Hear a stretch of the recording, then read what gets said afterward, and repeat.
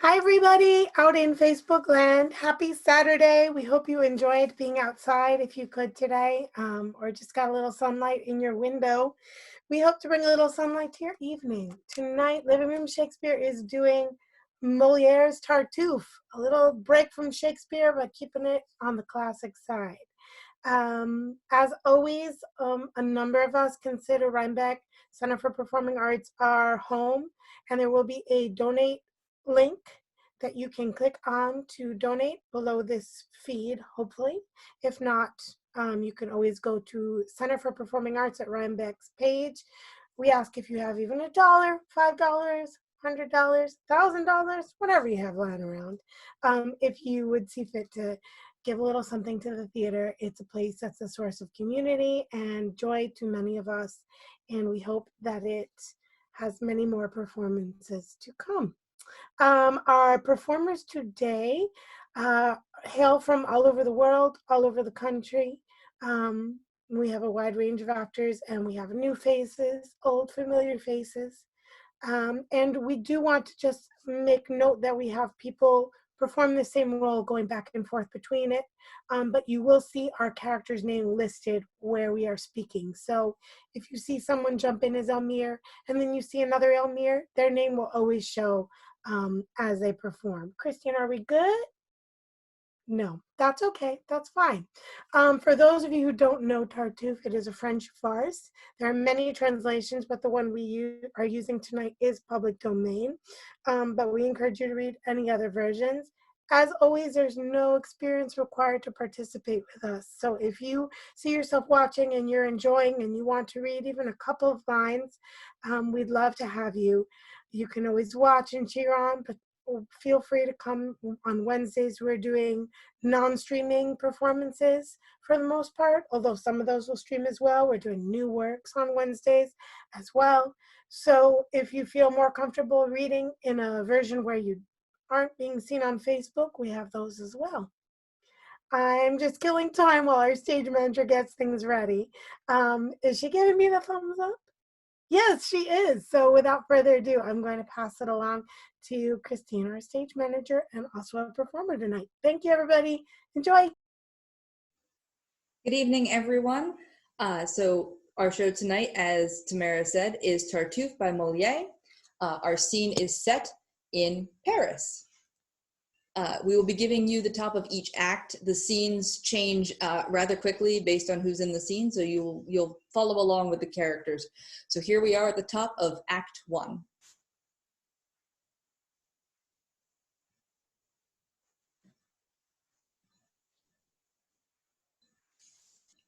Oh, come, Flipart, and let me get away.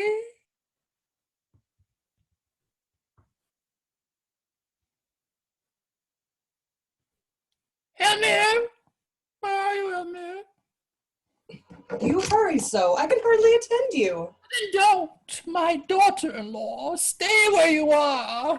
I can dispense with your polite attention. We're only paying what is due you, Mother. Why must you go away in such a hurry? Because I can't endure your carryings on. No one takes the slightest pains to please me. I leave your house, I tell you, quite disgusted. You do the opposite of my instructions. You've no respect for anything. Each one must have his say. It's perfect pandemonium. Well, you're a servant wench, my girl, and much too full of gab and too impertinent and free with your advice on all occasions. What? Fool, my boy. F-O-O-L just spells your name. Let Grandma tell you that I've said 100 times to my poor son, your father, that you'd never come to good or give him anything but plague and torment. I think. You're daring me, his little sister. Oh, you're all demurreness. Butter wouldn't melt in your mouth, one would think, to look at you. Still water, so they say. You know the proverb, and I don't like your doings on the sly. But, Mother. Ah, by your leave, your conduct and everything is altogether wrong. You ought to set a good example for them. Their dear departed mother did much better. You are extravagant, and it offends me to see you always decked out like a princess. A woman who would please her husband's eyes alone wants no such wealth of fineries. Madam, after all. As for you, the lady's brother, I esteem you highly, love and respect you. But, sir, all the same, if I were in my son's, her husband's place, I'd urgently entreat you not to come within our doors. You preach a way of living that decent people cannot tolerate. I'd rather be frank with you, but that's my way. I don't mince matters when I mean a thing. Monsieur Tartuffe, your friend is mighty lucky. He is a holy man and must be heeded. I can't endure with any show of patience to hear scatterbrains like you attack him. What? Shall I let a bigot criticaster come and usurp a tyrant's power here? And shall we never dare amuse ourselves till this fine gentleman deigns to consent?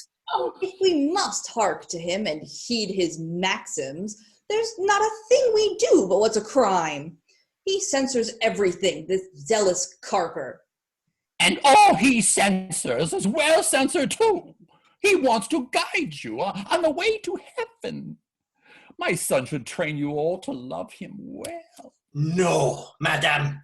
Look you, nothing, not my father, nor anything, can make me tolerate him. I should belie my feelings not to say so. His actions rouse my wrath at every turn, and I foresee that there must come of it an open rupture with this sneaking scoundrel. Besides, 'tis downright scandalous to see this unknown upstart master of the house, this vagabond who hadn't, when he came, shoes to his feet or clothing worth 6 farthings, and who so far forgets his place as now to censor everything and rule the roost. Mercy sakes alive, things would go better if all were governed by his pious orders. He passes for a saint in your opinion. In fact, he's nothing but a hypocrite. I'll just listen to her tongue. I wouldn't trust him, nor yet his lords without bonds and surety. I don't know what the servant's character may be, but I can guarantee the master a holy man. You hate him and reject him because he tells home truths to all of you, to sin alone that moves his heart to anger, and heaven's interest is his only motive.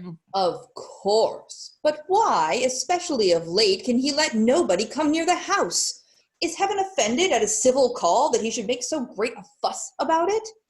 I'll tell you if you like just what I think. Upon my word, he's jealous of our mistress. You hold your tongue and think what you are saying. He, not alone in censuring these visits, the turmoil that attends your sort of people, their carriages forever at the door, and all their noisy footmen flock together, annoy the neighbors, and raise scandal. I gladly think there's nothing really wrong, but it makes talk, and that's not as it should be. Madame, can you hope to keep folks' tongues from wagging? It would be a grievous thing if for the fear of idle talk about us, we had to sacrifice our friends. No.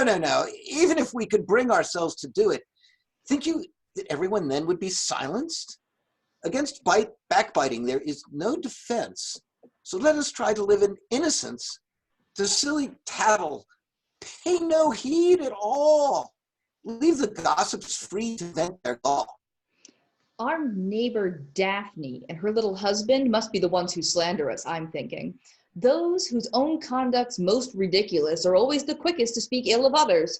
They never fail to seize at once upon the slightest hint of any love affair and spread the news of it with glee and give it the character they'd have the world believe in. By others' actions, painted in their colors, they hope to justify their own. They think in the false hope of some resemblance, either to make their own intrigues seem innocent, or else to make their neighbors share the blame, which they are loaded with by everybody. These arguments are nothing to the purpose. Our Auntie, we all know, lives a perfect life. Her thoughts are all of heaven, and I have heard that she condemns the company you keep. Oh, admirable pattern. Virtuous dame, she lives the model of austerity.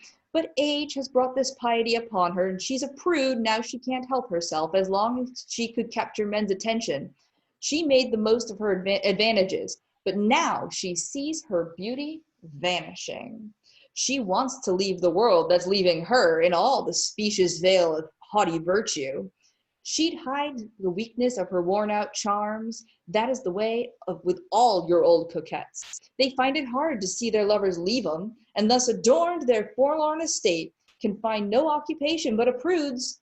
These pious dames in their austerity must carpet everything and pardon nothing.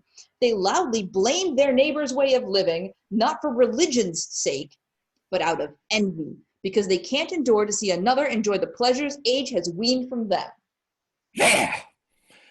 That's the kind of rigmarole to please you, daughter-in-law. One never has a chance to get a word in edgewise at your house, because this lady holds the floor of the day. But nonetheless, I mean to have my say too. I tell you that my son did nothing wiser in all of his life than to take this godly man into his household. Heaven sent him here in your great need to make you all repent. For your salvation, you must hearken to him. He censures nothing but deserves his censure. These visits, these assemblies, and these balls are all inventions of the evil spirit. You'll never hear a word of godliness at them, but idle cackle, nonsense, flim-flam. Our neighbor often comes in for a share. The talk flies fast and scandal fills the air. It makes a sober person's head go round at these assemblies just to hear the sound of so much gab with not a word to say. And as the learned man remarked one day, most aptly 'tis the Tower of Babylon, where all beyond all limit babble on. And just to tell you how this point came in, so, now the gentleman must snicker, must he? Oh, well, go find fools like yourself to make you laugh. And don't, daughter-in-law, goodbye. Not one more word more. As for this house, I leave the half unsaid, but I shan't soon set foot in it again. Come you, what makes you dream and stand agape? Hussy! I'll warm your ears in proper shape. March, trollop, march!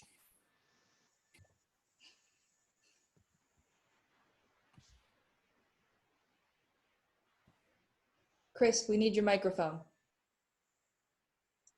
So I won't escort her down for fear that she might fall foul of me again, the good old lady. Bless us, what a pity. She shouldn't hear the way you speak of her. She'd surely tell you you're too good by half, and that she's not so old as all that neither. How she got angry with us all for nothing.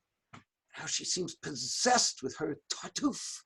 Her case is nothing, though, beside her son's. To see him, you would say he's 10 times worse. His conduct in our late unpleasantness has won him much esteem and proved his courage in service of his king.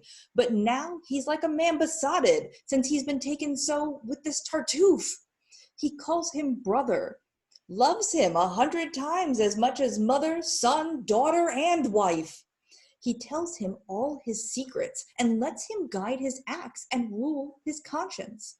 He fondles and embraces him. A sweetheart could not, I think, be loved more tenderly. At table, he must be the seat of honor.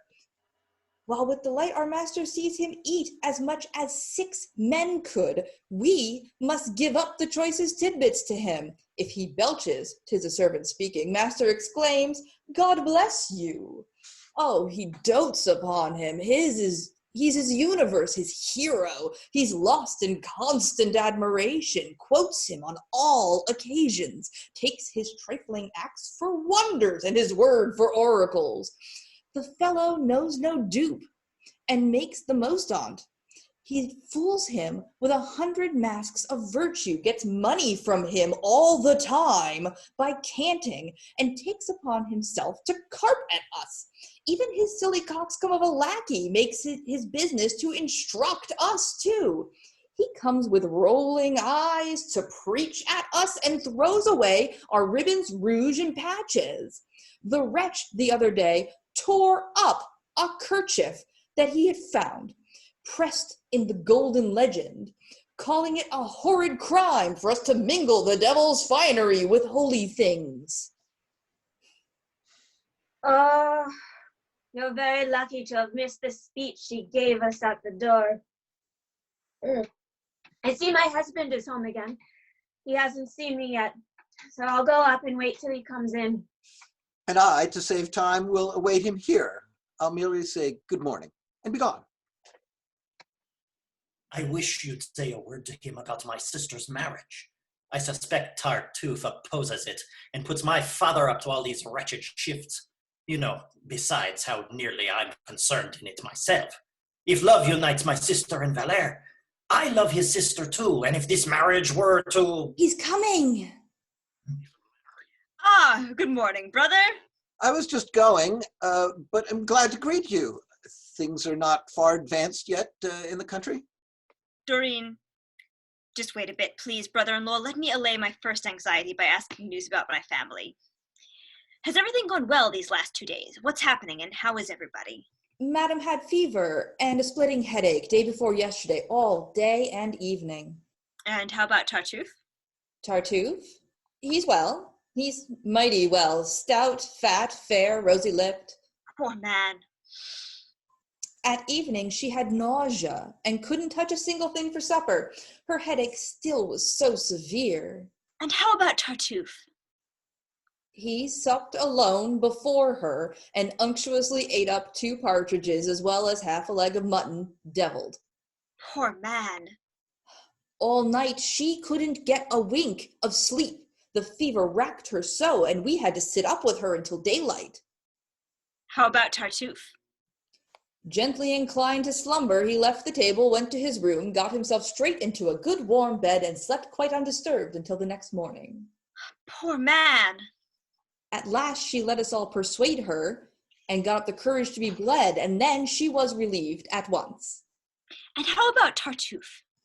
He plucked up courage properly, bravely entrenched his soul against all evils, and to replace the blood that she had lost, he drank at breakfast 4 huge draughts of wine. Poor man. And now they both are doing well, and I'll go straight away to inform my mistress how pleased you are at her recovery. Brother, she ridicules you to your face. And I, though I don't want to make you angry, must tell you candidly that she's quite right. Was such infatuation ever heard of? And can a man today have charms to make you forget all else, relieve his poverty, give him a home, and then? Stop there, good brother. You do not know the man you're speaking of. Since you will have it so, I do not know him. But after all, to tell what sort of man he is... Dear brother, you'd be charmed to know him. Your raptures over him would have no end. He's a man who... in fact, a man, whoever does his will, knows perfect peace, and counts the whole world as so much dung. His converse has transformed me quite.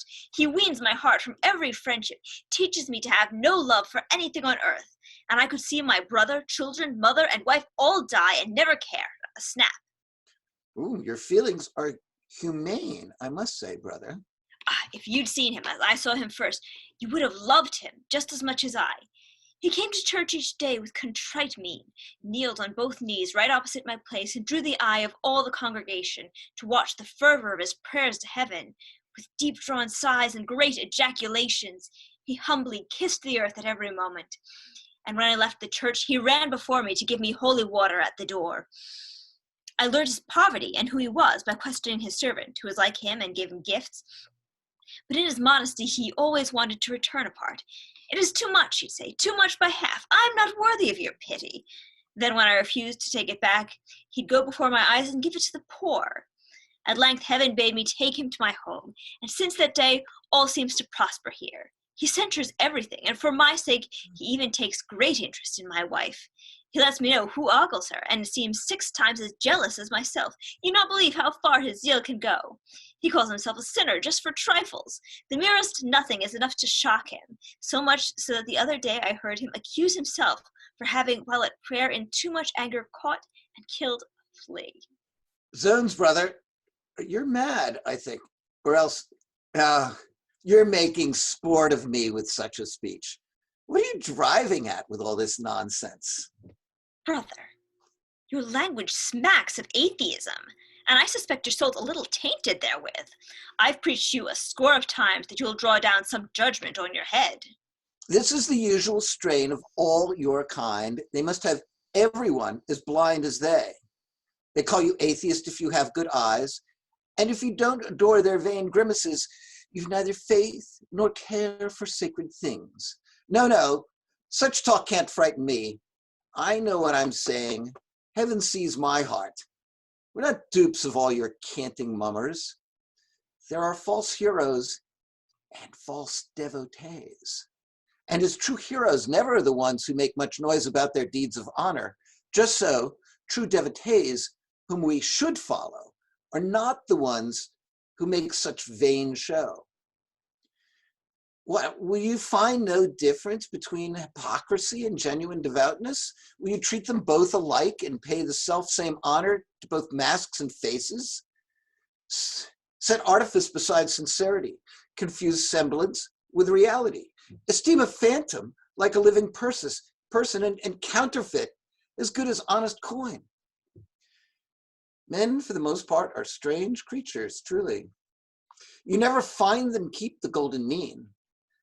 The limits of good sense, too narrow for them, must always be passed by in each direction. They often spoil the noblest things because they go too far and push them to extremes. I merely say this by the way, good brother. You are the sole expounder of the doctrine. Wisdom shall die with you, no doubt, good brother. You are the only one, the sole enlightened, the oracle, the Cato of our age. All men compared to you are downright fools. I'm not the sole expounder of the doctrine, and wisdom shall not die with me, good brother. This I know, though it be all my knowledge. There's a difference between false and true. And as I find no kind of hero more to be admired than men of true religion, nothing more noble or more beautiful than is the holy zeal of true devoutness. Just so I think there's not more odious than the whited sepulchres of outward unction, those barefaced charlatans, those hireling zealots, whose sacrilegious, treacherous pretense deceives at will and with impunity makes mockery of all that men hold sacred. Men who, enslaved to selfish interests, make trade and merchandise of godliness and try to purchase influence and office with false eye-rollings and affected raptures. Those men, I say, who with uncommon zeal seek their own fortune on the road to heaven, who skilled in prayer, have always much to ask, live at court to preach retirement, who reconcile religion with their vices, are quick to anger, vengeful, faithless, tricky, and to destroy a man, will have the boldness to call their private grudge the cause of heaven. All the more dangerous, since in their anger, they use against us weapons men revere. And since they make the world applaud their passion and seek to stab us with a sacred sword, there are too many of this canting kind. Still, the sincere are easy to distinguish. And many splendid patterns may be found in our own time before our very eyes. Look at Ariston, Periandre, Oronte, Alcidamas, Clitandre, and Polydor. No one denies their claim to true religion, yet they're not braggadocios of virtue. They do not make insufferable display. Their religion's human, tractable. They're not always judging all our actions. They'd think such judgment savored of presumption. And leaving pride of words to other men, 'tis by their deeds alone they censure ours. Evil appearances find little credit with them. They even incline to think the best of others.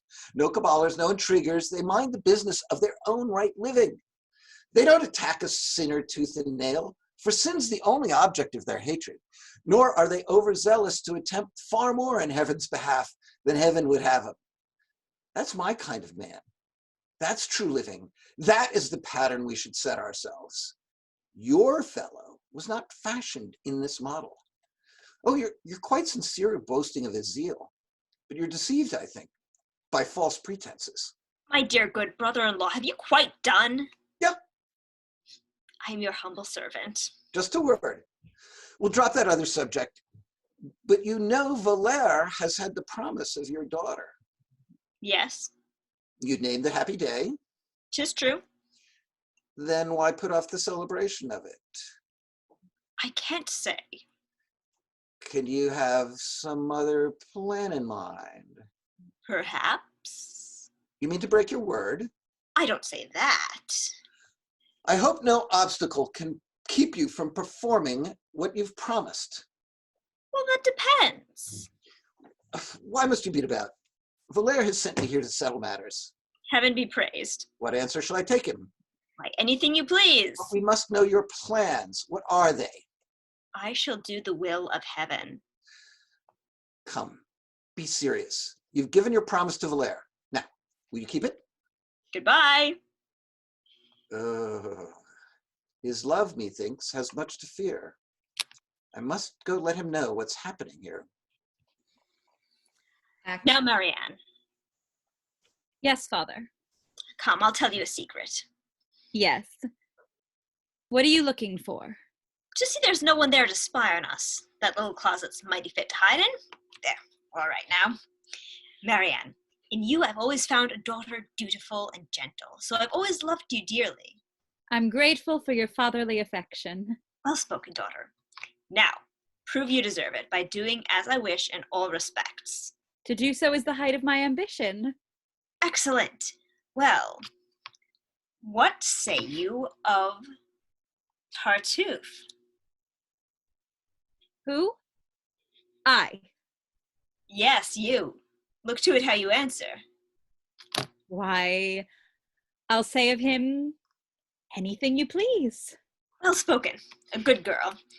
Say then, my daughter, that all his person shines with noble merit, that he has won your heart, and you would like to have him, by my choice, become your husband.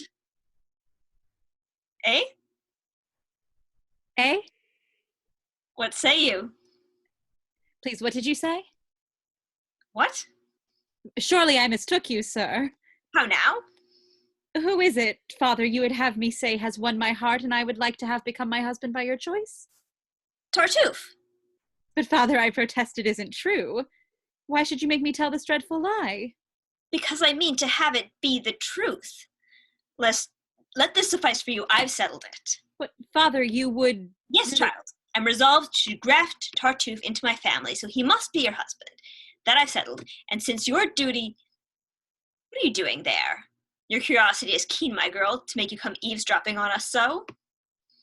Upon my word, I don't know how the rumor got started, if 'twas guesswork or mere chance, but I had already heard of this match and treated it as utter stuff and nonsense. What? Is the thing incredible? So much so, I don't believe it even from yourself, sir. I know a way to make you credit it. No. You're telling us a fairy tale. I'm telling you just what will happen shortly. Stuff. Daughter, what I say is in good earnest. There. Don't take your father seriously. He's fooling. But I tell you. No use. They won't believe you. If I let my anger... Well then, we do believe you, and the worse for you it is. What, can a grown-up man with that expansive beard across his face be mad enough to want... You mark me. You've taken on yourself here in this house a sort of free familiarity that I don't like. I'll tell you frankly, girl. There, let's not get angry, sir, I beg you.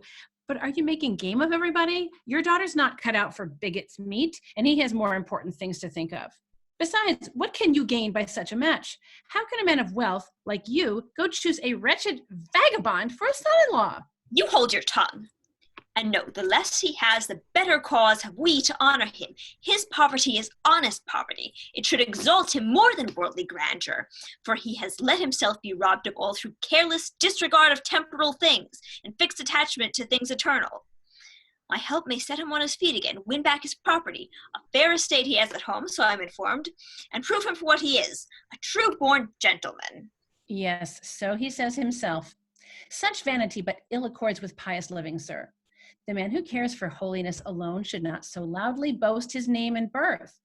The humble ways of genuine devoutness brook not so much display of earthly pride. Why should he be so vain? Oh, but I offend you. Let's leave his rank then. Take the man himself. Can you without compunction give a man like him possession of a girl like her? Think what a scandal is sure to come of it. Virtue is at the mercy of the fates when a girl's married to a man she hates. The best intent to live an honest woman depends upon the husband's being human, and men whose brows are pointed at afar may thank themselves their wives are what they are. For to be true is more than woman can, with husbands built upon a certain plan. And he who weds his child against her will owes heaven account for it, if she do ill. Think then what peril waits on your design. So, I must learn what's what from her, you see. You might do worse than follow my advice. Daughter, we can't waste time upon this nonsense. I know what's good for you, and I'm your father.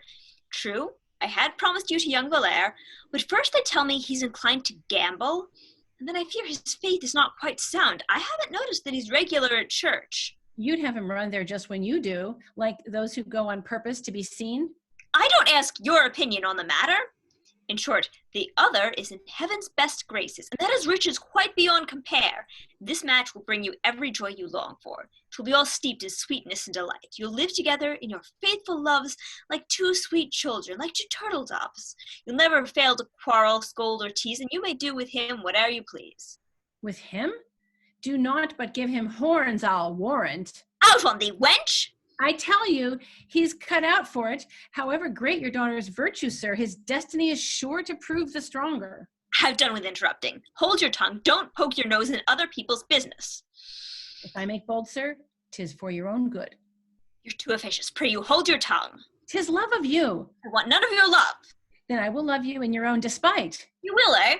Yes, your honor's dear to me. I can't endure to see you made the butt of all men's ridicule. Won't you be still? 'Twould be a sin to let you make this match. Won't you be still, I say, you impudent viper? What? You are pious and you lose your temper? I'm all wrought up with your confounded nonsense. Now once for all, I tell you, hold your tongue. Then mum's the word. I'll take it out in thinking. Think all you please, but not a syllable to me about it. You understand? As a wise father, I've considered all with due deliberation. I'll go mad if I don't speak. Though he's no ladies' man, Tartuffe is well enough. A pretty fizz. So that although you might not care at all for his best qualities, a handsome dowry. Were I in her place, any man should rue it who married me by force. That's mighty certain. I'd let him know that within a week, a woman's vengeance isn't far to seek. So nothing I say has any weight. What's wrong now? I didn't speak to you. What were you doing? Talking to myself.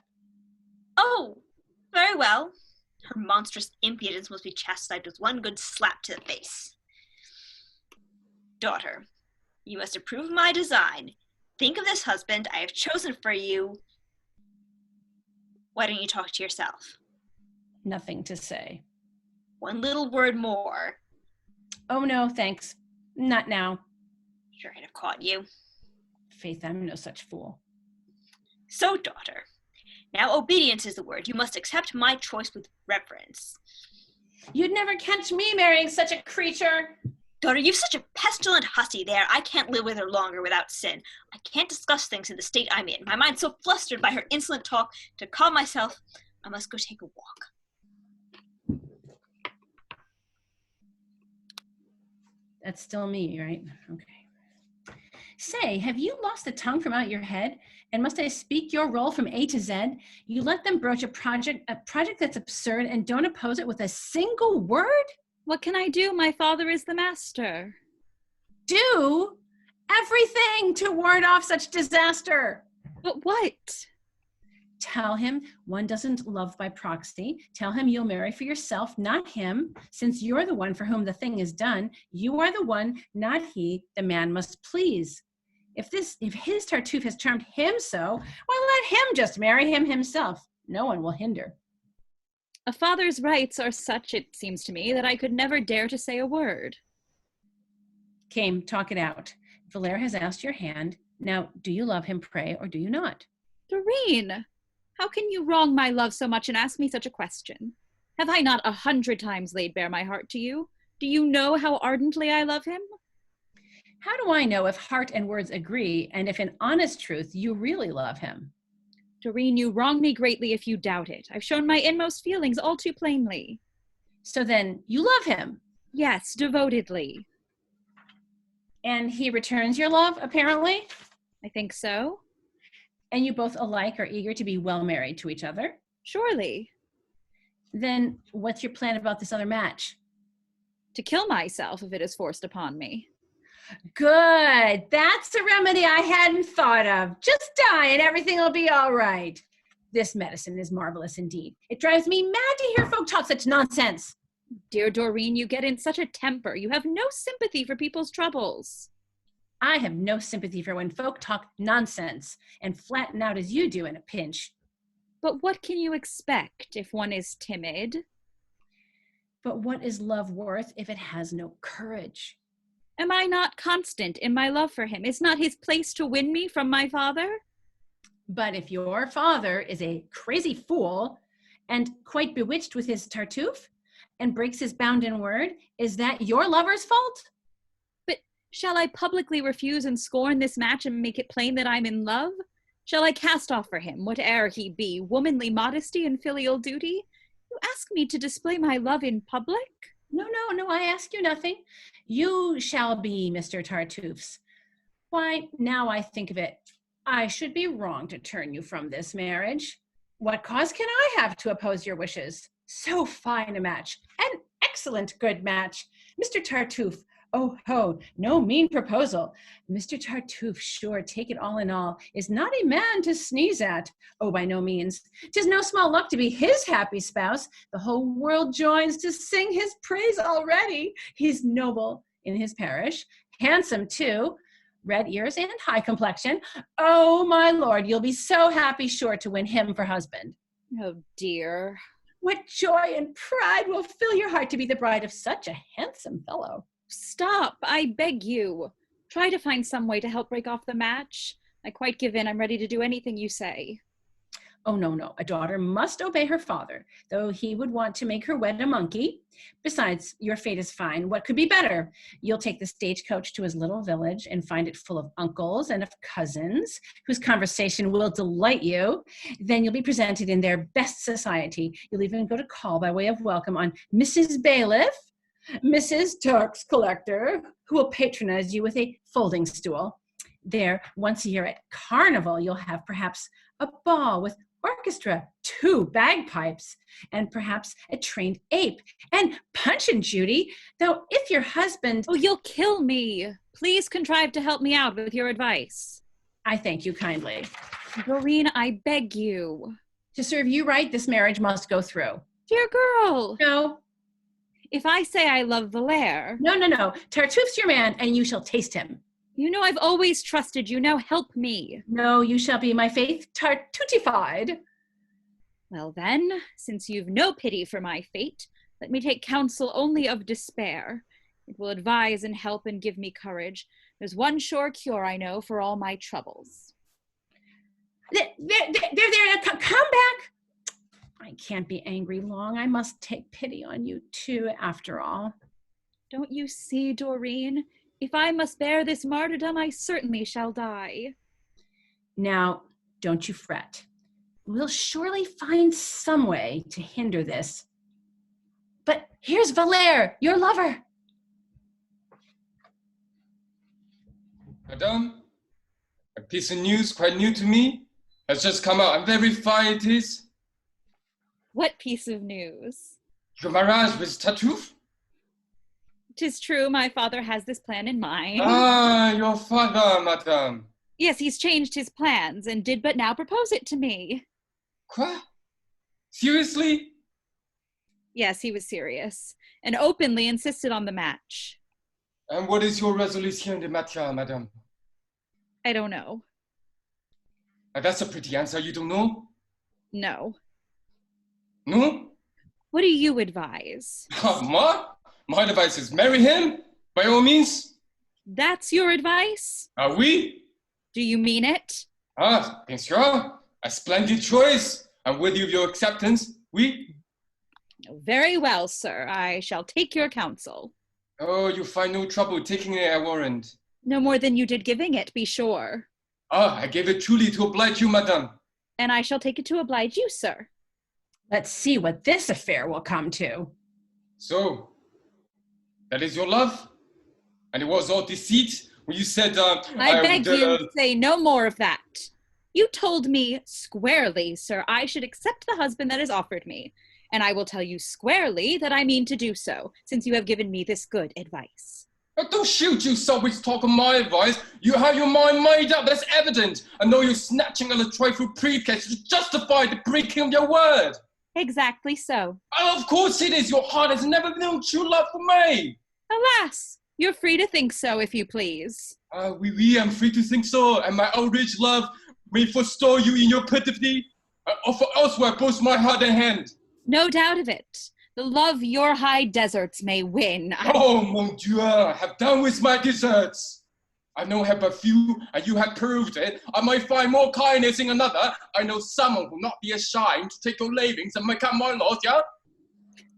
The loss is not so great. You'll easily console yourself completely for this change. I'll try my best. And you may well believe, when we're forgotten by a woman's heart, our pride is challenged, we too must forget. And if we cannot, must at least pretend to, no other way we can man such baseness prove as the lovers score and still in love. In faith, a high and noble sentiment. Oui, and it's one that all men must approve. Quoi? Would you have me keep my love alive and see you fly into another man's arms before my very eyes and never offer to someone else my heart that you have scorned? Oh, no, indeed. For my part, I could wish that it were done already. What? You wish it?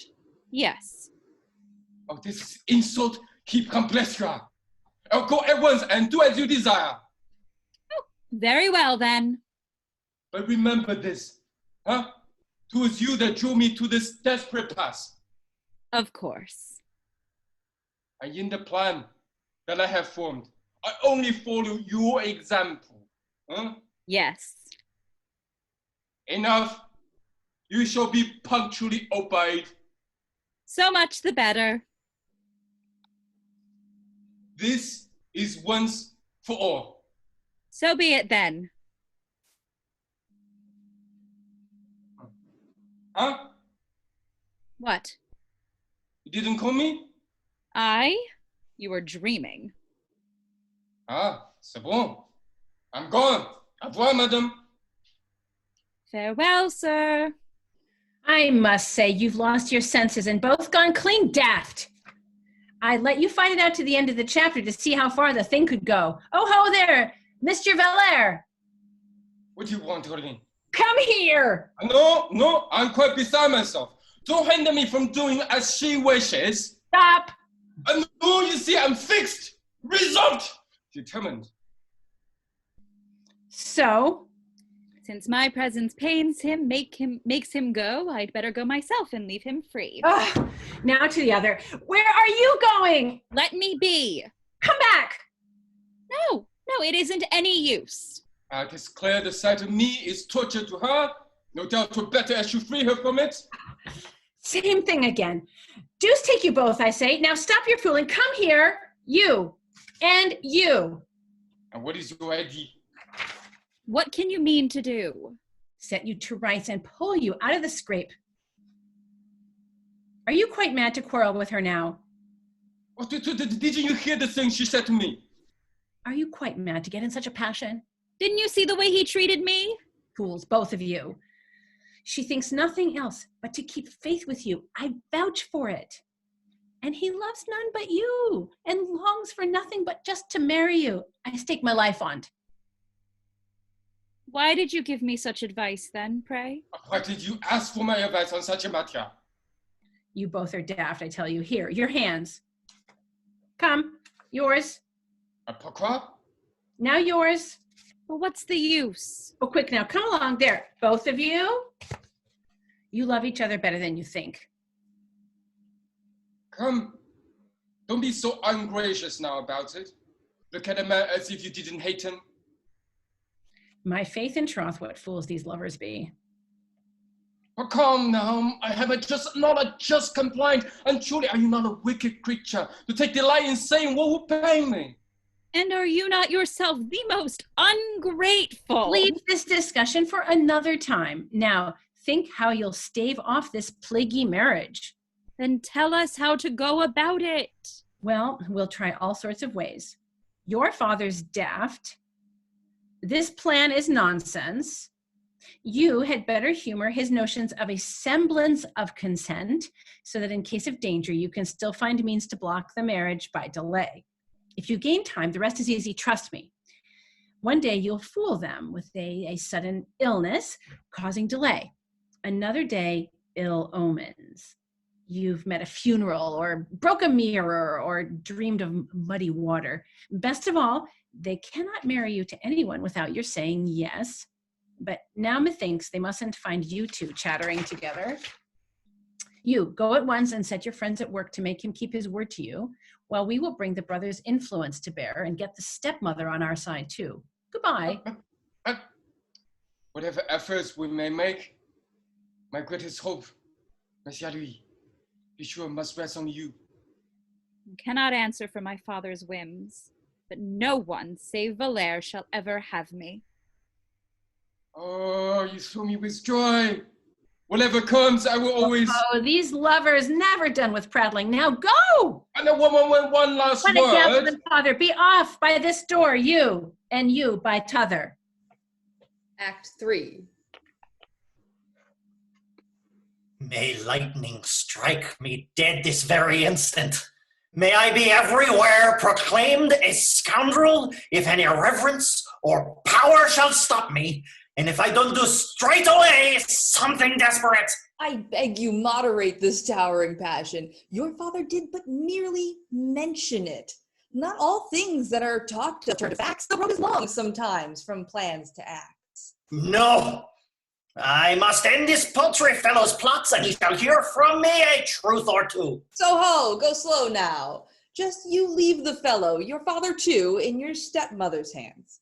She has some influence with this Tartuffe. He makes a point of eating all she says, and I suspect he is fond of her. Would God were true, 'twould be the height of humor. Now she has sent for him in your behalf to sound him on the marriage, to find out what his ideas are, and to show him plainly what troubles he may cause if he persists in giving countenance to the design. His man said to hit prayers that I must have seen him, but likewise I will be found. So off with you, and let me wait for him. I may be present at this interview. No, they must be left alone. I won't so much as speak to him. Go on, we know you and your high tantrums. Just the way to spoil things. Be off. No, I must see. I'll keep my temper. Out on you, what a plague. He's coming, hide. Oh, Zootowers! Oh, Lawrence, put up my haircloth shirt and scourge and pray that heaven may shed its light upon you. If any come to see me, say I'm gone to share my alms among the prisoners. What affectation and what showing off. What do you want with me? To tell you.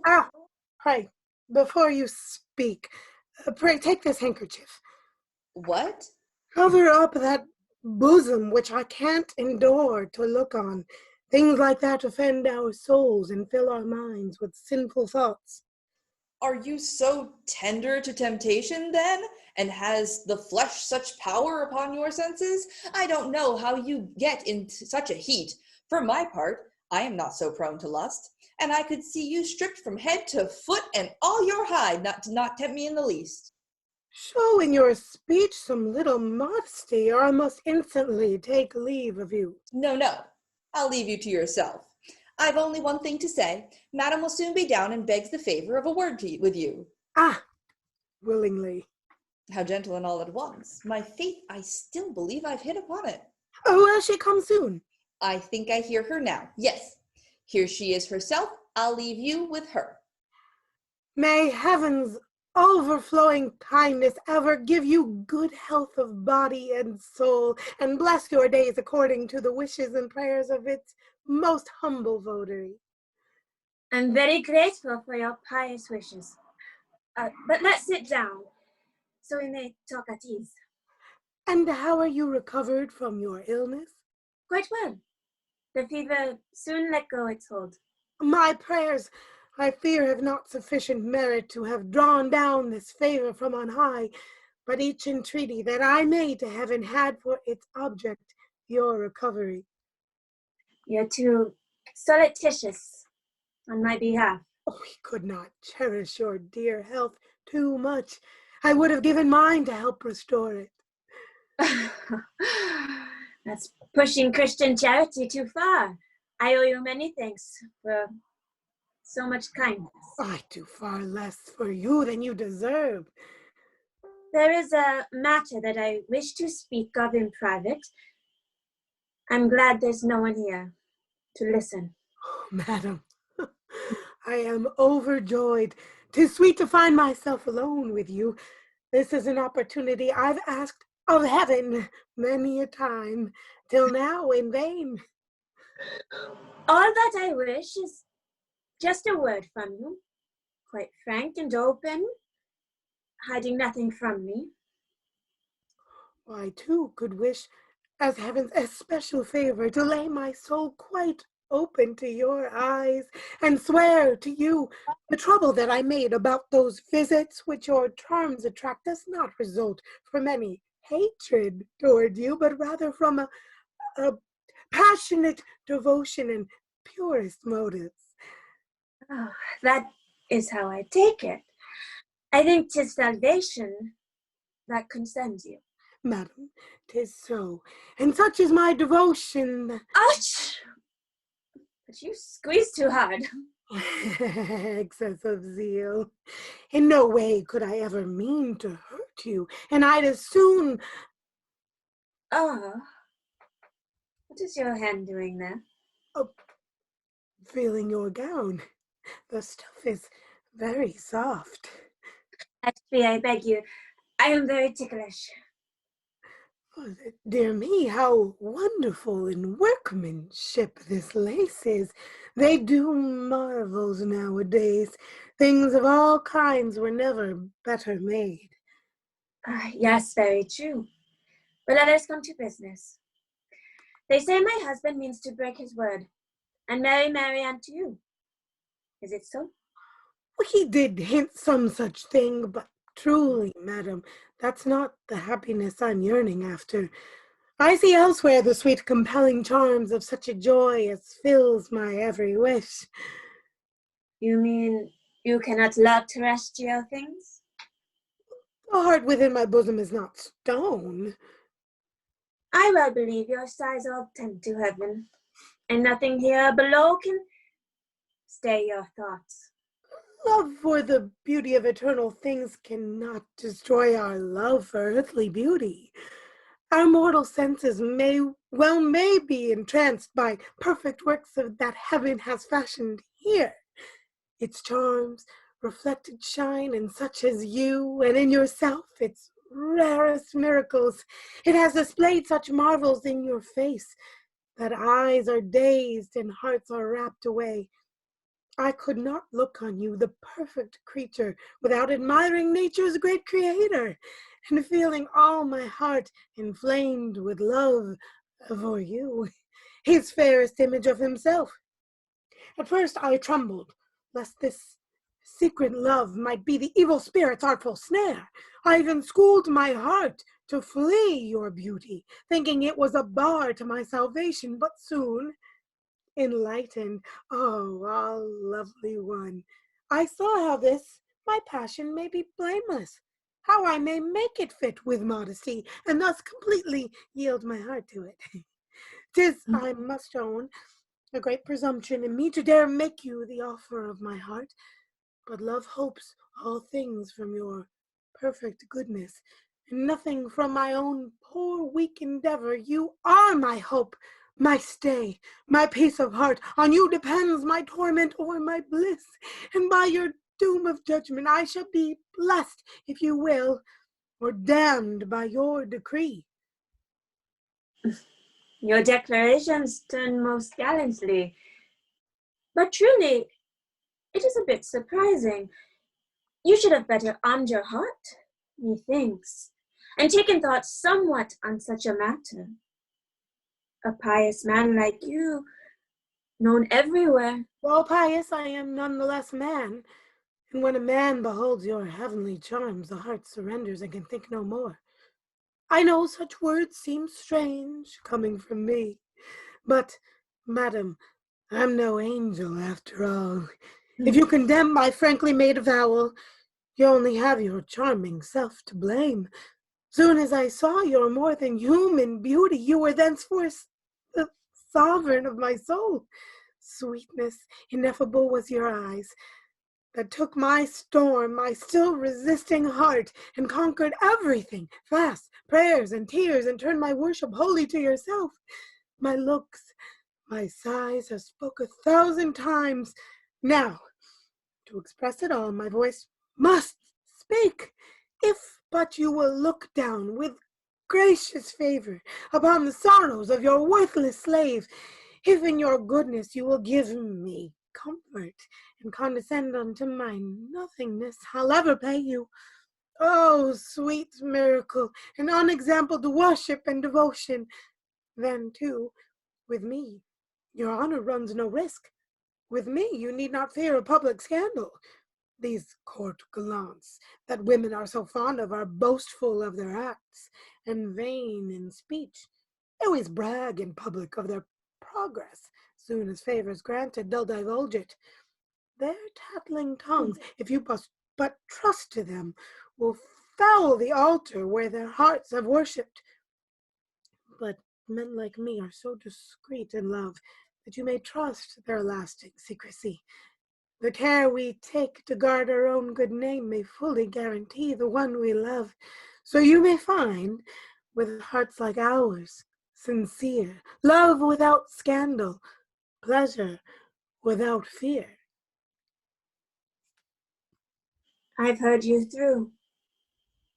Your speech is clear, at least. But don't you fear that I might take a fancy and tell my husband of your gallant's passion, and that a prompt report of this affair may somewhat change the friendship which he bears you? I know you're too good and generous that you will pardon my temerity, excuse, upon the score of human frailty, the violence of passion that offends you, and do not forget, when you consult your mirror, that I'm not blind, and man is made of flesh. Some women might do otherwise, perhaps. But I am willing to employ discretion and not repeat the matter to my husband. But in return, I'll ask one thing of you, that you urge forward, frankly and sincerely, the marriage of Valère to Marianne. That you give up the unjust influence by which you hope to win another's rights, and... No! I say this thing must be made public. Yeah, I was just there, and I overheard it all, and heaven's goodness must be brought me there on purpose to confound this scoundrel's pride, and grant me means to take a single vengeance on his hypocrisy and anger, and undeceive my father, showing up the rascal caught at making love to you. Oh, no! It is enough if he reforms, endeavoring to deserve the favor shown him. And since I've promised, do not you believe me? 'Tis not my way to make a public scandal. An honest wife will scorn to heed such follies, and never fret her husband's ears with them. You've reasons of your own for acting thus, and I have mine for doing otherwise. To spare him now would be a mockery. His bigot's pride, his triumphed all too long over my righteous anger and has caused far too much trouble in our family. The rascal all too long has ruled my father and crossed my sister's love, and mine as well. The traitor must now be unmasked before him, and Providence has given me means to do it. To heaven I owe the opportunity, and if I did not use it now, I have it. I should deserve to lose it once and for all. Dami. No! By your leave, I'll not be counseled. I'm overjoyed. You needn't try to tell me I must give up the pleasure of revenge. I'll make an end of this affair at once, and to content me, here's my father now. Father, we've news to welcome your arrival. That's altogether novel and surprising. You are well paid for your caressing care, and this fine gentleman rewards your love most handsomely, with zeal that seeks no less than your dishonor, as has now been proven. I've just surprised him making to your wife this shameful offer of a guilty love. She's somewhat over-gentle and discreet, insisted that the thing should be concealed, but I will not condone such shamelessness, nor so far wrong you as to keep it a secret. Yes, I believe a wife should never trouble her husband's peace of mind with such vain gossip. A woman's honor does not hang on telling. It is enough if she defend herself. Or so I think, Demi. You'd not have spoken if you would have but heeded my advice. Just heaven! Can what I hear be credited? Yes, brother, I am wicked. I am guilty, a miserable sinner steeped in evil, the greatest criminal that ever lived. Each moment of my life is stained with soilers, and all is but a mass of crime and filth. Heaven, for my punishment, I see it plainly, would mortify me now. Whatever wrong they find to charge me with, I'll not deny it, but guard against the pride of self-defense. Believe their stories, arm your wrath against me, and drive me like a villain from your house. I cannot have so great a share of shame, but what I have deserved, a greater still. You miscreant! Can you dare with such a falsehood to try to stain the whiteness of his virtue? What? The feigned meekness of this hypocrite makes you discredit Silent, me? cursed plague! Ah, let him speak. You tried him wrongfully. You'd do far better to believe his tales. Why favor me so much in such a matter? How can you know of what I'm capable? And should you trust my outward semblance, brother, or judge therefrom that I'm the better man? No. You let appearances deceive you. I'm anything but what I'm thought to be. Alas, and though all men believe me godly, the simple truth is, I'm a worthless creature. Yes, my dear son, say on, and call me traitor. Abandoned scoundrel, thief, and murderer, heap on me names yet more detestable, and I shall not gainsay you. I've deserved them. I'll bear this ignominy on my knees to expiate in shame the crimes I've done. Ah, brother, it is too much. You'll not relent, you blackguard? What? His talk can so deceive you. Silence, you scoundrel. Brother, rise, I beg you, infamous villain. Can he? Silence! But... Another word, I'll break your every bone! Brother, in God's name, don't be angry with him. I'd rather bear myself the bitterest torture than have him get a scratch on my account. Ungrateful monster. Stop. Upon my knees, I beg you pardon him. Alas, how can you? Villain, behold his goodness. So... Be still. What? Be still, I say. I know your motives for this attack. You hate him.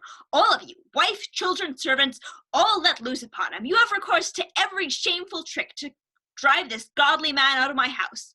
The more you strive to rid yourselves of him, the more I'll strive to make him stay with me. I'll have him straightway married to my daughter, just to confound the pride of all of you. What? Will you force her to accept his hand?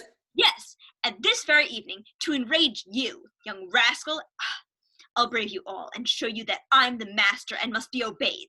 Now down upon your knees this instant, rogue, and take back what you said and ask his pardon. Who? I? Ask pardon of that cheating scoundrel? You resist, you beggar, and insult him. A cudgel here, a cudgel. Don't restrain me. Off with you. Leave my house this instant, sirrah, and never dare set foot in it again. Yes, I will leave your house, but... Leave it quickly! You reprobate, I disinherit you, and give you to my curse in the bargain. What? So insult a saintly man of God? Heaven forgive him all the pain he gives me. Could you but know with what distress I see them try to vilify me to my brother? The mere thought of such ingratitude makes my soul suffer torture bitterly. My horror at it. My heart's so full I cannot speak. I think I'll die of it. Scoundrel, I wish I'd never let you go, but slain you on the spot with my own hand. Brother, compose yourself and don't be angry. Nay, brother, let us end these painful quarrels. I see what troublous times I bring upon you, and think 'tis needful that I leave this house. What? You can't mean it. Yes, they hate me here, and try, I find, to make you doubt my faith. What of it? Do you find I listen to them? No doubt they won't stop there. These same reports you now reject may someday win a hearing. No, brother, never. My friend, a woman may easily mislead her husband's maid. No, no. So let me quickly go away and thus remove all cause for such attacks. No, you shall stay. My life depends upon it. Then I must mortify myself. And yet, if you should wish... No, never. Very well then, no more of that. But I shall rule my conduct to fit the case. Honor is delicate, and friendship binds me to forestall suspicion, prevent all scandal, and avoid your wife. No, you shall haunt her just to spite them all. 'Tis my delight to set them in a rage. You shall be seen together at all hours, and what is more, the better to defy them, I'll have no other heir but you, and straightway I'll go and make a deed of gift to you, drawn in due form of all my property.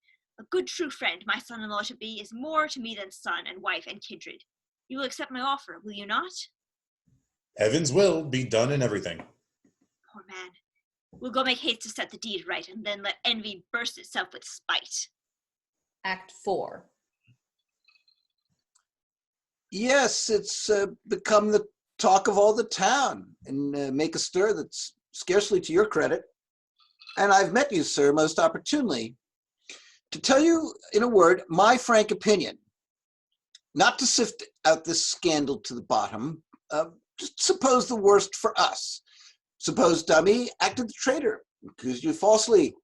Should not a Christian pardon this offense and stifle in his heart all wish for vengeance? Should you permit that for your petty quarrel a son be driven from his father's home? I tell you yet again, and tell you frankly, everyone, high or low, is scandalized. You take my advice, you'll make it up. Not push matters to extremities. Make sacrifice to God of your resentment. Restore the son to favor with his father. Alas, so far as I'm concerned, how gladly would I do so? I bear him no ill will. I pardon all, lay nothing to his charge, and wish with all my heart that I might serve him. But heaven's interests cannot allow it. If he returns, then I must leave the house. After his conduct, quite unparalleled, all intercourse between us would bring scandal. God knows what everyone's first thought would be. They would attribute it to merest scheming on my part, say that, conscious of my guilt, I feigned a Christian love for my accuser, but feared him in my heart, and hoped to win him and underhandedly secure his silence. Whew! You try to put us off with specious phrases, but all your arguments are too far-fetched. Why take upon yourself the cause of heaven? Does heaven need our help to punish sinners? Leave to itself the care of its own vengeance, and keep in mind the pardon it commands us. Besides, think somewhat less of men's opinions when you're following the will of heaven. Shall petty fear of what the world may think prevent the doing of a noble deed? No, Let us always do as heaven commands, and not perplex our brains with further questions. Already I have told you I forgive him, and that is doing, sir, as heaven commands. But after this day's scandal and affront, heaven does not order me to live with him. And does it order you to lend your ear to what mere whim suggested to his father, and to accept gift of his estates, on which, in justice, you can make no claim? No one who knows me, sir, can have the thought that I am acting from a selfish motive. The goods of this world have no charms for me. I am not dazzled by their treacherous glamour. And if I bring myself to take the gift which he insists on giving me, I do so, to tell the truth, only because I fear this whole estate may fall into bad hands, and those to whom it comes may use it ill and not employ it, as is my design, for heaven's glory. Sir, give up these conscious scruples that well may cause a rightful heir's complaints. Don't take so much upon yourself, but let him possess what's his at his own risk and peril. Consider it were better he misused it than you should be accused of robbing it. That unblushingly you cause offers to be made. Tell me, has true religion any maxim that teaches us to rob the lawful heir? If heaven has made it quite impossible that dummy and you should live together here, were it not better you should quietly and honorably withdraw, than let the son be driven out for your sake, dead against all reason? 'Twould be giving, sir, believe me, such an example of your probity. Sir, it is 3:30. Certain devotions recall me to my closet. You'll forgive me for leaving you so soon. Sir, we beg you to help us all you can in her behalf. She's suffering almost more than heart can bear. This match her father means to make tonight drives her each moment to despair. He's coming. Let us unite our efforts now, we beg you, and try by strength or skill to change his purpose.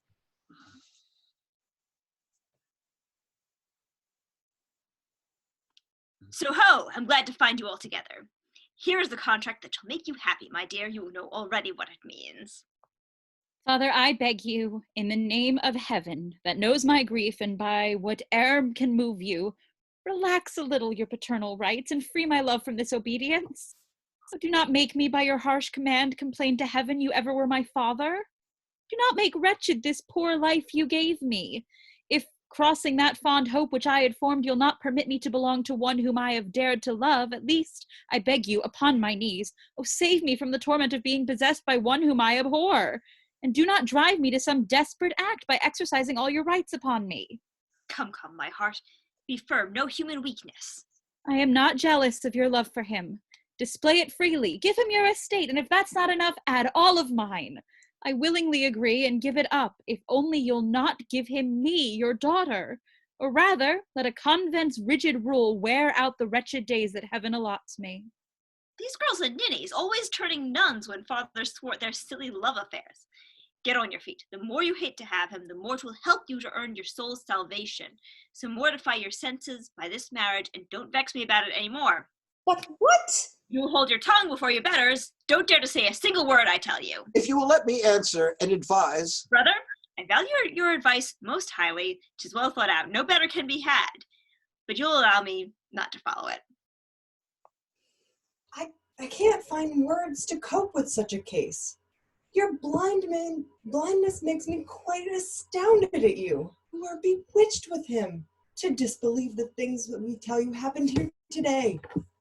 I am your humble servant, and can see things when they're plain as noses on folks' faces. I know you're partial to my rascal son, and didn't dare to disavow the trick he tried to play on this poor man. Besides, you were too calm to be believed. If that had happened, you'd have been far more disturbed. And must our honor always rush to arms at the mere mention of illicit love?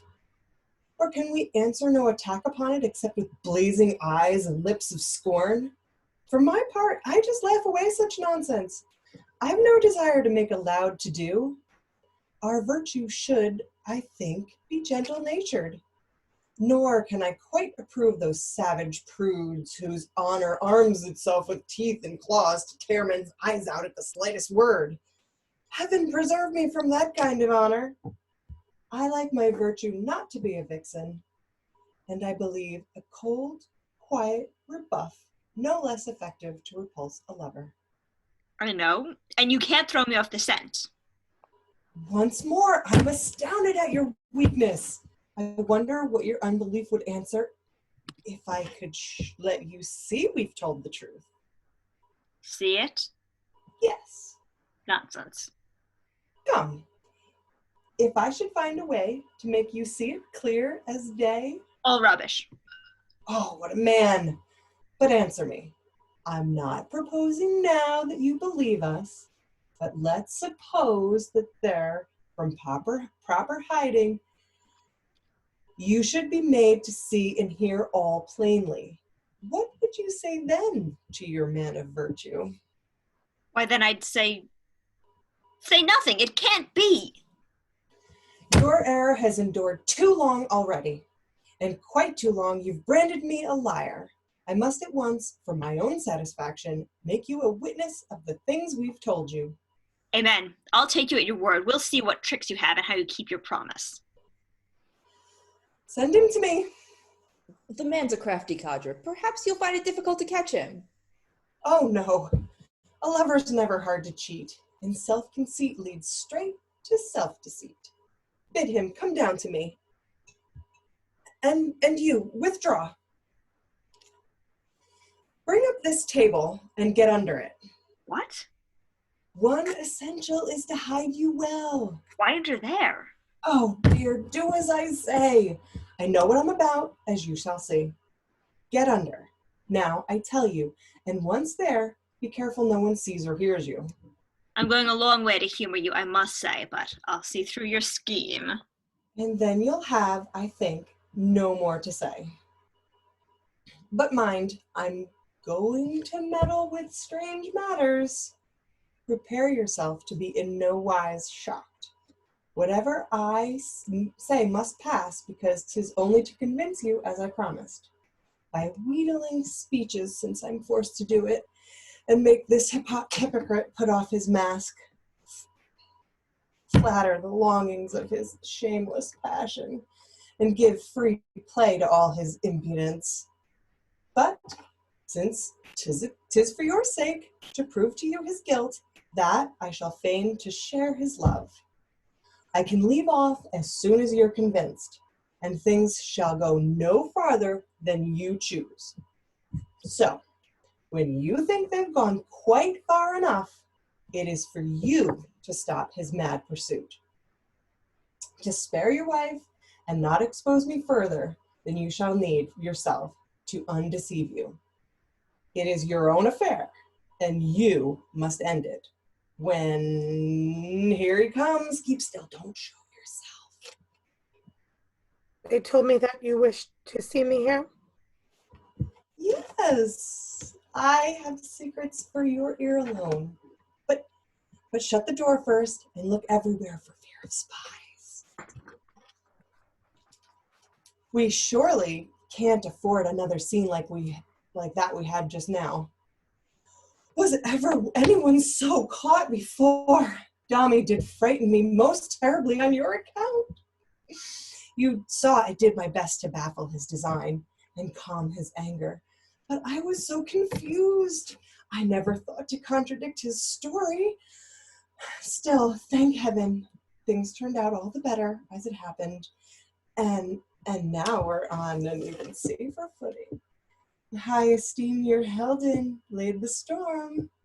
My husband can have no suspicion of you, and even insists, to spite the scandal mongers, that we shall be together constantly. So that is how, with risk of blame, I can be here locked up with you alone, and can reveal to you my heart, perhaps only too ready to reveal your passion. The words are somewhat hard to understand, madam. Just now you used a different style. Oh, if that refusal has offended you, how little do you know a woman's heart? How will you guess what would it have had you know when it presents so feeble a defense?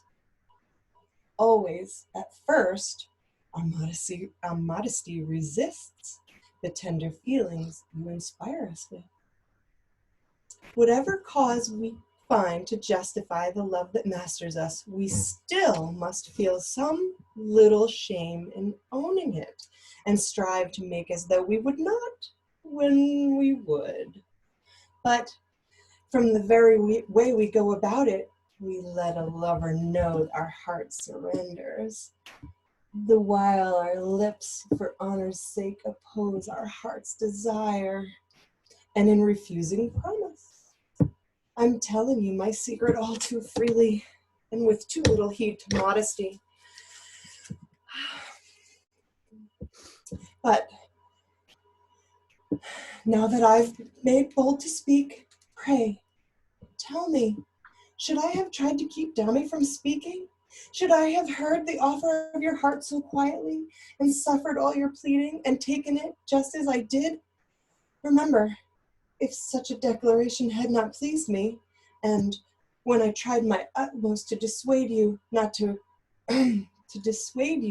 accept the marriage that was talked of, what should my earnestness have hinted to you, if not the interest that you've inspired? And my chagrin, such a match should compel me to share a heart I want all to myself. Is past a doubt the height of happiness to hear such words from lips we dote upon. Their honeyed sweetness pours through all my senses, long draughts of suavity inevitable. My heart employs its utmost zeal to please you, and counts your love its one beatitude. And yet that heart must beg that you allow it to doubt a little its felicity. I well might think these words an honest trick to make me break off this approaching marriage. And if I may express myself quite plainly, I cannot trust these two enchanting words until the granting of some little favor I sigh for shall assure me of their truth and build within my soul on firm foundations a lasting faith in your sweet charity. What? Must you go so fast and all at once? Exhaust the whole love of a woman's heart? She does herself the violence to make this dear confession of her love, and you are not yet satisfied, and will not be without the granting of her utmost favors? The less a blessing is deserved, the less we dare to hope for it. The words alone can ill assuage our love's desires. A fate too full of happiness seems doubtful still. We must enjoy it ere we can believe it. And I, who know how little I deserve your goodness, doubt the fortunes of my daring. So I shall trust to nothing, madam, till you have convinced my love by something real. Ah, how your love enacts the tyrant's role and throws my mind into such strange confusion. And with what fierce sway it rules a conquered heart, and violently will have its wishes granted. What? Is there no escape from your pursuit? No respite even? Not a breathing space? Nay, it is deceit to be so exacting, and so abuse by urgency the weakness that you may discover in a woman's heart. But if my worship wins your gracious favor, then why refuse me some sure proof thereof? But how can I consent to what you wish? Without offending heaven you talk so much of. If heaven is all that stands in the way, I'll easily remove that little hindrance. Your heart need not hold back for such a trifle. But they affright us with heaven's commands. I can dispel these foolish fears, dear madame. I know the art of pacifying scruples. Heaven forbids, 'tis true, some satisfactions, but we find means to make things right with heaven. There is a science, madam, that instructs us how to enlarge the limits of our conscience according to our various occasions and rectify the evil of the deed according to our purity of motive. I'll duly teach you all these secrets, madam. You only need to let yourself be guided. Content my wishes, have no fear at all. I answer for it and take the sin upon me. Oh. Your cough is very bad. Yes, I'm in torture. Would you accept this little bit of licorice? Huh? The case is obstinate, I find. And all the licorice in the world will do no good. 'Tis very trying. More than words can say. In any case, your scruples easily removed. With me, you're sure of secrecy. And there's no harm unless a thing is known. A public scandal is what brings offense. And secret sinning is not sin at all. So, then I see I must resolve to yield. I must consent to grant you everything and cannot hope to give full satisfaction or win full confidence at lesser cost. No doubt 'tis very hard to come to this. 'Tis quite against my will I go so far. But since I must be forced to it, since nothing can be said suffices for belief, since more convincing proof is still demanded, I must make up my mind to humor people. If my consent give reason for offense, so much the worse for him who forced me to it. The faults can surely not be counted mine. It need not, madam, and the thing itself. Open the door, I pray you, and just see whether my husband's not there in the hall. Why take such care for him? Between ourselves, he is a man to lead round by the nose. No matter, go. He's capable of glorying in our meetings. I fooled him so he'd see all and deny it. No matter, go, I beg you, look around and carefully examine every corner. That is, I own, a man abominable. I can't get over it. The whole thing floors me. What? You come out so soon? You cannot mean it. Get back under the table. 'Tis not time yet. Wait till the end to see and make quite certain. And don't believe a thing on mere conjecture. Nothing more wicked e'er came out of hell. Dear me, don't go and credit things too lightly.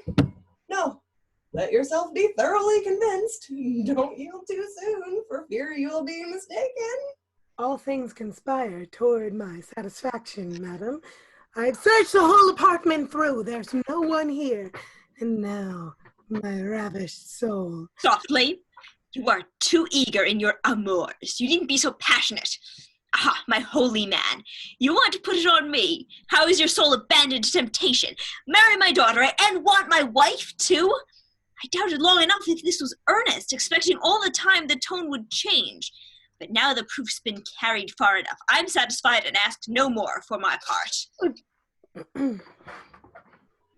'Twas quite against my character to play this part, but I was forced to treat you so. You believe said. Come now, no protestations. Get out from here and make no fuss about it. But my intent. That talk is out of season. You leave my house this instant. You're the one to leave it. You who play the master here. This house belongs to me, I'll have you know, and show you plainly it's no use to turn to these low tricks to pick a quarrel with me, and that you can't insult me at your pleasure, for I have wherewith to confound your lies, avenge offended heaven, and compel those who repent to talk to me of leaving. What sort of speech is this? What can it mean? Faith, I'm dazed. This is no laughing matter. What? From his words, I see my great mistake. The deed of gift is one thing troubles me. The deed A gift? Yes, that is past recall. But I have another thing to make me anxious. What's that? You shall know all. Let's see at once whether a certain box is still upstairs. Act 5. Whither away so fast? How should I know? Methinks we should begin by taking counsel to see what can be done to meet the case. I'm all worked up about that wretched box. More than all else, it drives me to despair. That box must hide some mighty mystery. Argas, my friend who was in trouble, brought it himself most secretly and left it with me. He chose me in his exile for the trust, and on these documents, from what he said, I judge his life and property depend. How could you trust them to another's hands? By reason of conscientious scruple, I went straight to my traitor to confide in him. His sophistry made me believe that I must give the box to him to keep, so that in case of search, I might deny my having it at all, and still by favor of his evasion keep my conscience clear, even in taking oath against the truth. Your case is bad so far as I can see. This deed of gift, the trusting of the secret to him were both, to state my frank opinion, steps that you took too lightly. He can lead you to any length with these for hostages. And since he holds you at such disadvantage, you'd be still more imprudent to provoke him. You must find some gentler way to go about. What? Can a soul so base, a heart so false, hide neath the semblance of such touching fervor? I took him in, a vagabond, a beggar, 'tis too much. No more pious folk for me. I shall abhor them utterly forever, and henceforth treat them worse than any devil. So, there you go again, quite off the handle. In nothing do you keep an even temper? You never know what reason is, but always jump first to one extreme, then the other. You see your error, then you recognize you've been cozened by a feigned zeal. But to make up for it, in the name of reason, why should you plunge into a worse mistake and find no difference in character between a worthless scamp and all good people? Just because a rascal boldly duped you with pompous show of false austerity, must you needs have everybody's like him, and no one's truly pious nowadays? Leave such conclusions to mere infidels. Distinguish virtue from its counterfeit. Don't give esteem too quickly at a venture, but try to keep, in this, the golden mean. If you can help it, don't uphold imposture, but do not rail at true devoutness either. And if you must fall to one extreme, then rather err the other way. What? Father, can this scoundrel threaten you? Forget the many benefits received, and in his base, abominable pride make of your very favors arms against you? Too true, my son. It tortures me to think on't. Let me alone. I'll chop his ears off him. We must deal roundly with his insolence. 'Tis I must free you from him at a blow. 'Tis I, to set things right, must strike him down. Spoke like a true young man. Now just calm down and moderate your towering tantrums, will you? We live in such an age with such a king that violence cannot advance our cause. What's this? I hear the fearful mysteries. Strange things indeed for my own eyes to witness. You see how I am requited for my kindness. I zealously received a wretched beggar.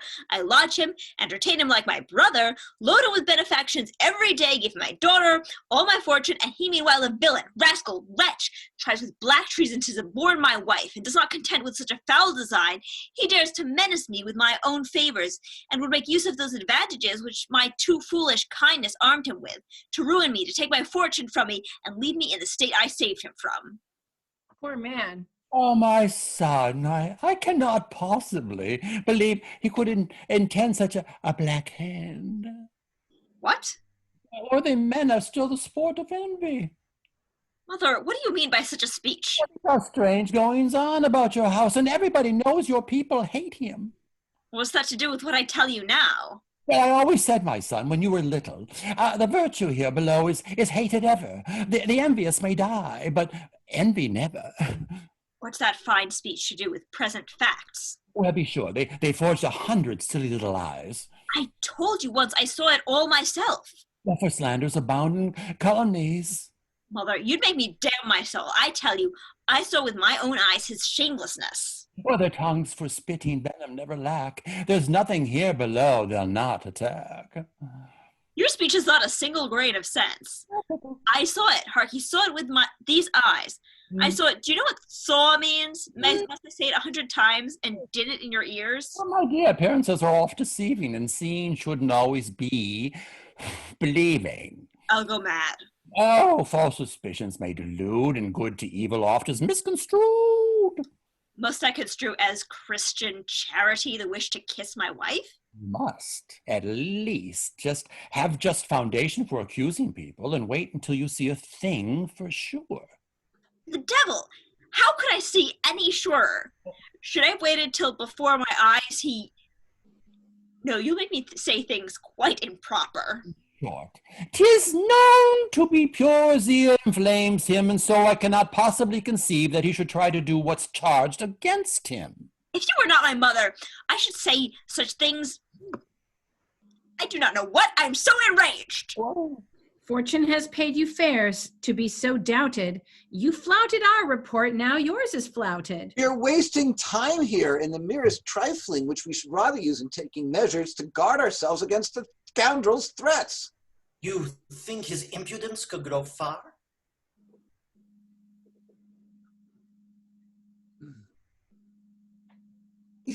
For one, I can't believe it possible. Why, his ingratitude would be too patent.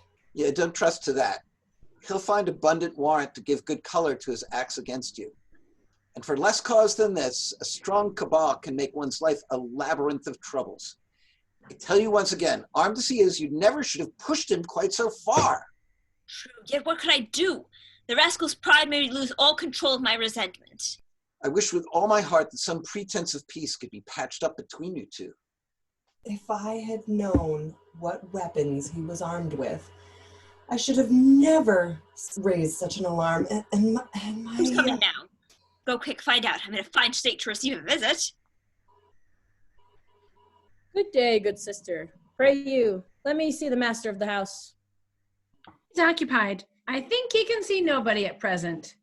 I'm not by way of being unwelcomed here. My coming can, I think, no wise displease him. My errand will be found to his advantage. Your name, then? Tell him simply that his friend, Mr. Tartuffe, has sent me for his goods.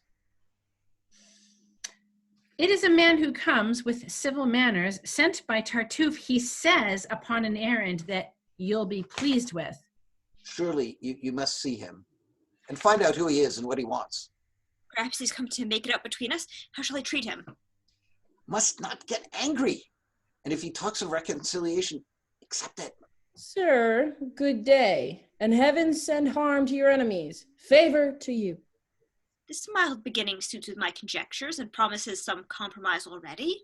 All of your house has long been dear to me. I had the honor, sir, to serve your father. Sir, I am much ashamed, and ask your pardon for not recalling now your face or name. My name is Loyal. I'm from Normandy. My office is court bailiff, in despite of envy, and for 40 years, thank heaven, it's been my fortune to perform that office with honor. So I've come, sir, by your leave, to render services of a certain writ. What are you here to... Pray, sir, don't be angry. 'Tis nothing, sir, but just a little summons. Order to vacate you and yours, this house. Move out your furniture, make room for others, and that without delay or putting off, as needs must be. I leave this house? Yes, please, sir. This house is now, as you well know, of course, Mr. Tartuffe's, and he, beyond dispute, of all your goods, is henceforth lord and master, by virtue of the contract here attached, drawn as due form, and unsaleable. Your insolence is monstrous and astounding. I have no business, sir, that touches you. This is the gentleman. He's fair and courteous, and knows too well a gentleman's behavior to wish in any wise to question justice. What? Sir, I know you would not for a million wish to rebel, like a good citizen. You'll let me put in force the court's decree. Your long black gown may well, before you know it, Mr. Court Bailiff, get a thorough beating. Sir, Make your son be silent or withdraw. I should be loath to have to set things down and see your names inscribed in my report. This Mr. Loyal looks are most disloyal. I have much feeling for respectable and honest folk like you, sir, and consented to serve these papers only to oblige you, and thus prevent the choice of any other who, less possessed of zeal for you than I am, might order matters in less gentle fashion. And how could one do worse than order people out of their house? Why, we allow you time, and even will suspend until tomorrow the execution of the order, sir. I'll merely, without scandal, quietly come here and spend the night with half a score of officers, and just for form's sake, please, you'll bring your keys to me before retiring. I will take care not to disturb your rest, and see there's no unseemly conduct here. But by tomorrow, and at early morning, you must make haste to move your least belongings. My men will help you. I have chosen the strong ones to serve you, sir, in clearing out the house.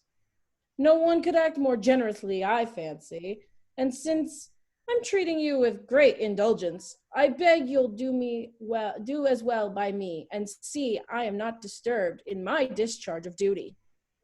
I'd give this very minute and not grudge it the 100 best gold louis I have left if I could just indulge myself and land my fist for one good square one on his snout. Careful, don't make things worse. Such insolence! I can hardly restrain myself. My hands are itching to be at him. By my faith, with such a fine, broad back, good Mr. Loyal, a little beating would become you well. My girl, such infamous words are actionable, and warrants can be issued against women. Enough of this discussion, sir. Have done. Give us the paper and then leave us, pray. Then au revoir. Heaven keep you from disaster. May heaven confound you both, you and your master. Well, mother, am I right or am I not? This writ may help you now to judge the matter. Or don't you see his treason even yet? Well, I'm all amazed and befuddled and beflustered. You are quite wrong. You have no right to blame him. This action only proves his good intentions. Love for his neighbor makes his virtue perfect. And knowing money is a root of evil, in Christian charity, he'd take away whatever things may hinder your salvation. Be still. You always need to have that told you. Come, let us see what course you're to follow. Go and expose his bold ingratitude. Such action must invalidate the contract. His perfidy must now appear too black to bring him to the success that he expects.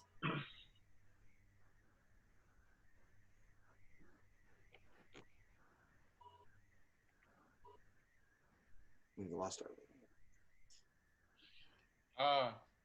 This was required, sir, that I bring back news. But under urgent danger forces me to do so. A close and intimate friend of mine who knows the interest I take in what concerns you has gone so far for my sake as to break the secrecy that is due to state affairs and send me word but now and leaves you only the one expedient of a sudden flight. The villain who so long imposed upon you found means an hour ago to see the prince and to accuse you, among the other things, by putting in his hands the private strongbox of a state criminal, whose guilty secret you, following in your duty as a subject, he says, have kept. I know no more of it, save that a warrant strong against you, sir. And for the greater surety, the same rascal come with the officer who must arrest you. His rights are armed, and this is how the scoundrel seeks to secure the property he claims. Man is a wicked animal, I'll own it. The least still I may still be fatal, sir. I'll hide my carriage and 1,000 louis provided for your journey at the door. Let's lose no time. The boat swift to strike, and such as only flight can save you from. I'll be your guide to seek a place for safety, and stay with you until you reach it, sir. How much I owe to your obliging care. Another time must serve to thank you fitly, and I pray heaven to grant me so much favor that I may someday recompense your service. Goodbye. See to it, all of you. Come, hurry. We'll see to everything that's needful, brother.